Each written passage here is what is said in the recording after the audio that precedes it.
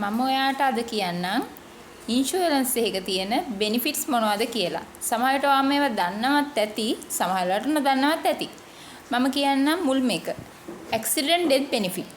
accident death benefit කියන්නේ අපි සාමාන්‍යයෙන් death එකක් වුණොත් අපිට ලැබෙන වන්දි මුදල. මේක ඔයාට ඉන්ෂුරන්ස් එකකදී මිලදී ගන්න හැකියාව තියෙනවා මේ බෙනිෆිට්ස් මුදල.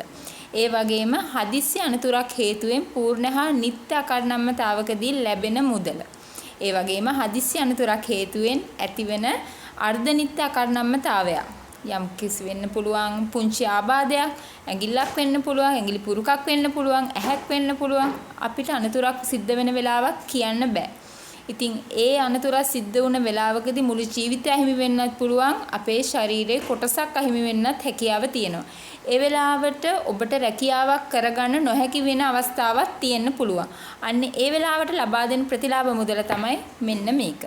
ඒ වගේම පවුලට රක්ෂිතයාගේ මරණයකදී අපි පවුලට ලබා දෙනවා ආදායම. ඒකත් ඉන්ෂුරන්ස් බෙනිෆිට් එකක්. ඒ වගේම හදිස්සි අනතුරකදී හෝ රෝගයකදී අපි සදාළත්කාලික අබලතාවයකදී අපි වාරික අත්හැරීමේ ප්‍රතිලාභය. එතකොට අපි ඒ රිස්ක් එක බාර ගන්නවා අපේ කම්පැනි තුලින්. එතකොට ඔබතුමා වාරිකේ ගෙවන්න අවශ්‍ය නැහැ.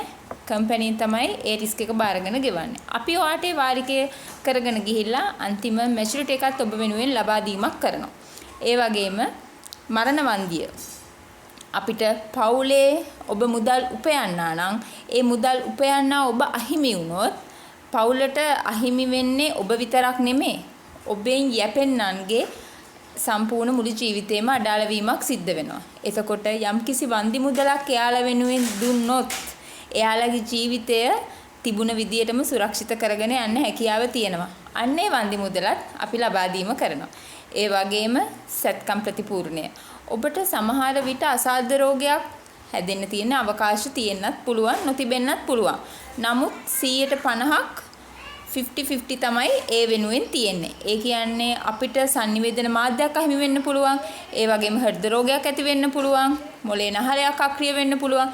ඒ වගේ ශරීරයේ ප්‍රධාන ඉන්ද්‍රිය අකර්ණම්‍යතාවයකටපත් වුණොත් අපි ඒ වෙනුවෙන් මුදලක් ඔබ වෙනුවෙන් ලබා දීම කරනවා. ඒ වගේම සත්කම් ප්‍රතිපූර්ණයක් ලබා දීම කරනවා. ඒ විතරක් නෙමෙයි.